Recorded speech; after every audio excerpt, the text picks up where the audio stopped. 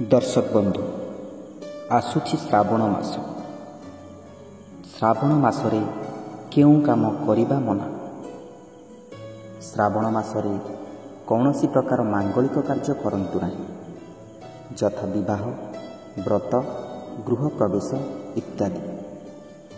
श्रावण मासरे मांस, पियाज, रसुण एवं कौनसी प्रकार निशाद्रव्य सेवन करंतु नाही। श्रावण मासरे शरीर में तेल मालिश करंतु नाही।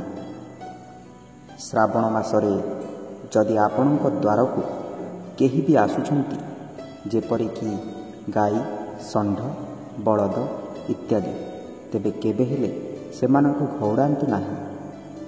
श्रावण मासरे मध्याह्न समय रे निद्रारे शयन करंतु नाही।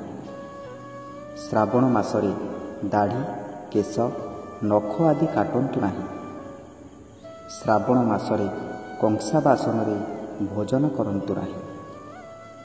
श्रावण मासरे महादेवंकु केबे हेले तुलसी पत्र चढ़ांतु नाही। कमेंट्स रे लिखंतु हर हर महादेव।